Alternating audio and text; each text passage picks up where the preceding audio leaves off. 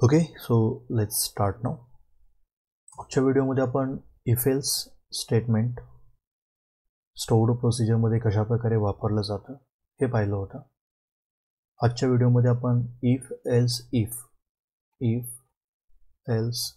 If statement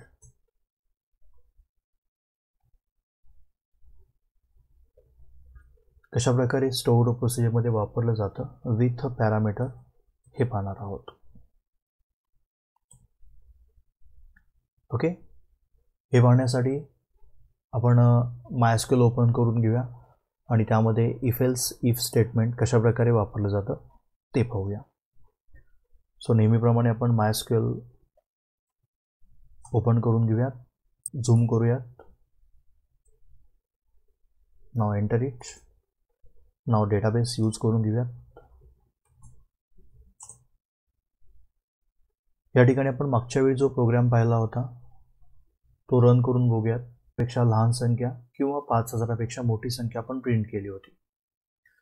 so तो programme आपण call करण्यासाठी आपल्याला इथं कॉल लिहावं लागेल. आपल्या स्टोर्ड प्रोसिजरचं नाव लिहावं लागेल BCA आणि त्यानंतर इथे आपल्याला व्हॅल्यू द्यावी लागेल. मी 2300 दिलेली आहे. नाव एंटर. इथे आपल्याला आउटपुट दिसत आहे input is less than 5000. Okay, आता जर मी व्हॅल्यू जास्त दिली या ठिकाणी 5000पेक्षा, या ठिकाणी आपल्याला आउटपुट दिसतं इनपुट इज ग्रेटर दॅन 5000. हा प्रोग्राम आपण इफ एल्स स्टेटमेंटमध्ये बघितला होता. यामध्ये आपण दोनच कंडिशन दिल्या होत्या. एक तर व्हॅल्यू ती 5000पेक्षा लहान असेल किंवा व्हॅल्यू 5000पेक्षा मोठी असेल. बट आपण कोणती अशी कंडिशन दिली नव्हती की ज्यामध्ये आपण 5000च व्हॅल्यू दिली कंपेअर करण्यासाठी तर ती कंपेअर केली जाईल. सो तीच कंडिशन आपण इफ एल्स इफमध्ये वापरणार आहोत आणि त्यामध्ये 5000पेक्षा लहान असेल, 5000पेक्षा मोठी असेल किंवा 5000च असेल ही व्हॅल्यू आपण त्यामध्ये इन्क्लूड करून घेणार आहोत. Okay, so let's start for that. So त्यासाठी पुन्हा आपण डिलिमिटर चेंज करावा लागेल. डिलिमिटर चेंज करून आपल्याला तिथे डॉलर डिलिमिटर द्यावा लागेल. डॉलर. सो MySQLला मी सांगितलं जोपर्यंत माझा प्रोग्राम लिहून होत नाही आहे, जोपर्यंत मी डिलिमिटर पुन्हा सेमिकोलनला देत नाही आहे तोपर्यंत तो एक्झिक्यूट करू नको. नाव या ठिकाणी आपण एक प्रोसिजर लिहून घेऊया. Create procedure. नाव काही देऊ शकता याला. आपण याला नाव देऊया प्रॅक्टिस.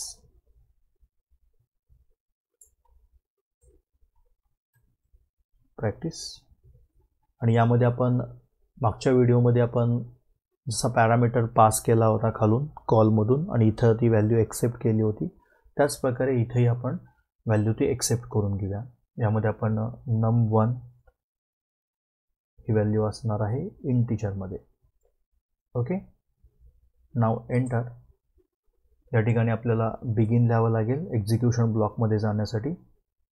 मी मागच्या व्हिडिओमध्ये डिटेल हे सांगितलेलं आहे. ज्यांनी कोणी व्हिडिओ बघितले नसतील डिस्क्रिप्शनमध्ये लिंक आहे, त्यांनी मागचे जाऊन व्हिडिओ बघा. तुम्हाला या सगळ्या गोष्टी क्लिअर होऊन जातील. जर डिक्लेरेशन लिहायचं नसेल तर डायरेक्टली एक्झिक्युशन ब्लॉक हा बिगिननी स्टार्ट करावा लागतो. नाव इथे कंडिशन लिहा if num1 is less than 5000. Okay, number 1 हा 5000पेक्षा लहान असेल तर देन आपल्याला सिलेक्ट स्टेटमेंट यूज करावं लागेल प्रिंट करण्यासाठी.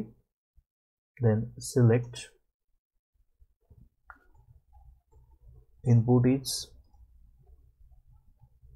लेस दॅन 5000. Okay, else if. आपण इफ डायरेक्ट एल्स वापरलेलं नाही आहे, आपण एल्स इफ वापरतोय कारण की या प्रोग्राममध्ये आपण 5000 संख्याही देणार आहे जी कंपेअर करणार आहे. सो इथे मल्टिपल कंडिशन आपण लिहिणार आहोत, तर दोनच कंडिशन लिहिणार नाही आहे म्हणून मी इथं एल्स इफ स्टेटमेंट वापरलेलं आहे. एल्स इफ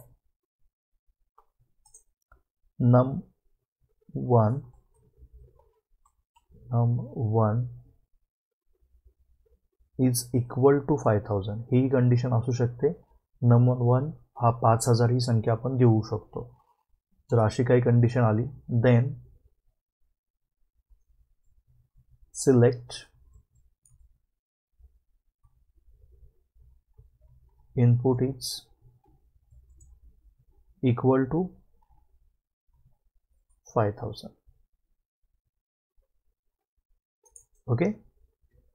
आणि या दोन्हीपैकी कंडिशन नसेल तर ऑब्वियसली एल्स कंडिशनमध्ये ब्लॉक येणार आहे आणि या ठिकाणी तो प्रिंट करणार आहे सिलेक्ट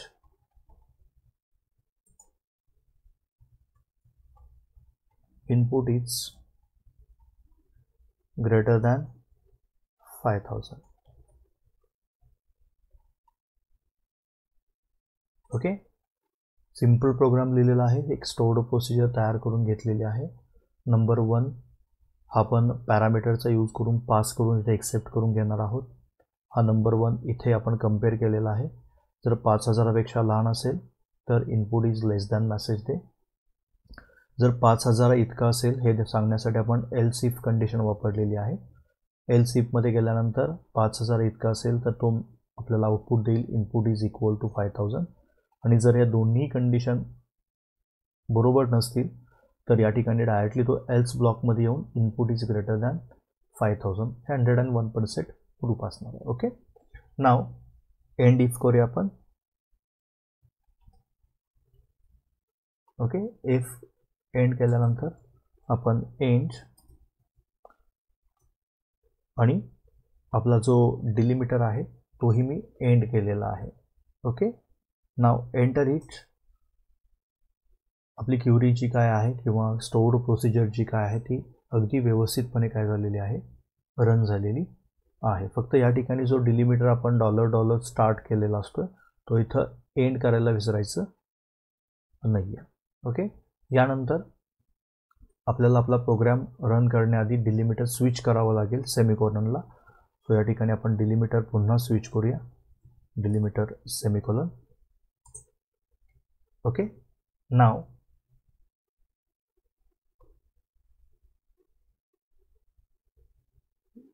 डिलिमिटर सेमिकोलनला आपण स्विच केलेला आहे. नाव एंटर हियर कॉल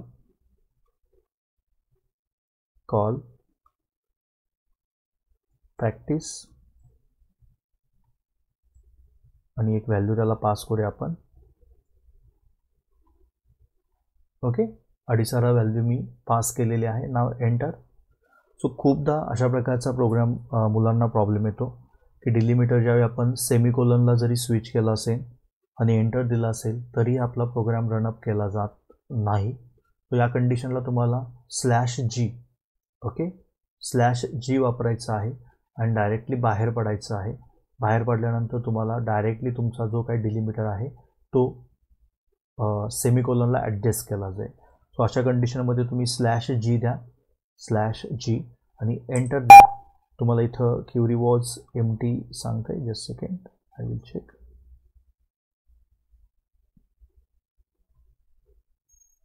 ओके. आपलं डिलिमिटरचं स्पेलिंग चुकलेलं आहे इथे. Just second. आपण डिलिमिटर इथं स्पेलिंग चुकलेलं आहे. नाव एंटर. आपला डिलिमिटर चेंज झालेला आहे. ओके. जर तुम्हाला कधी प्रॉब्लेम आलाच तर तुम्ही /G वापरून बाहेर पडू शकता. त्यानंतर कॉलची क्युरी द्या. तुमचा प्रोग्राम हा रन होऊन जाईल. ओके.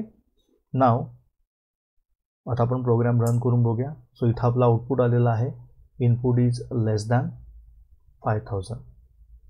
ओके. आता सेम प्रोग्राम आपण आणखी एकदा रन करून बघूया. बट यावेळी आपण 5000च व्हॅल्यू देऊया त्याला. 5000 एंटर द्या. इनपुट इज इक्वल टू 5000 आणि यावेळी आणखी एकदा प्रोग्राम रन करून आपण त्याला व्हॅल्यू देऊया. 5000पेक्षा मोठी देऊया. एंटर द्या. Input is greater than 5000. So less than equal to आणि ग्रेटर दॅन ह्या सगळ्या व्हॅल्यूज तुमच्या सॅटिस्फाय झालेल्या आहेत. इथे फक्त आपलं चेंज एवढाच आहे की आपलं इथं डिलिमिटरचं स्पेलिंग चुकलं होतं. ओके. सो त्यामुळे आपली क्युरी एक्झिक्यूट केली जात नव्हती. सो मी डिलिमिटरचं स्पेलिंग इथं व्यवस्थित केल्यानंतर आपला डिलिमिटर चेंज झालेला आहे सेमिकोलनला आणि पुन्हा मी कॉल प्रॅक्टिस एक्झिक्यूट केलेलं आहे. हे डिलिमिटरचं स्पेलिंग तुमचं करेक्ट असेल तरीही तुम्ही जर बाहेर पडत नसाल जर डिलिमिटरचं स्पेलिंग बरोबर आहे आणि तुम्ही बाहेर पडत नाही आहे, सेमिकोलनला येत नाही आहे, तर त्या कंडिशनमध्ये तुम्ही /G ओके /G वापरू शकता. यानं तुम्ही डायरेक्टली तुमचा डिलिमिटर जो आहे तो सेमिकोलनला ॲडजस्ट केला जाईल. ओके, सो अशा प्रकारे आपण इफ कंडिशनचा प्रोग्राम स्टोअर्ड प्रोसिजरमध्ये रन केलेला आहे. त्याचे आउटपुटही आपण प्रिंट केलेले आहेत. सो आय होप तुम्हाला ह्या सर्व गोष्टी समजल्या असतील. तर या व्हिडिओमध्ये थांबूया आणि नेक्स्ट व्हिडिओमध्ये आपण लूपिंग स्टेटमेंट कशाप्रकारे यूज केले जातात हे पाहूया. Thank you so much.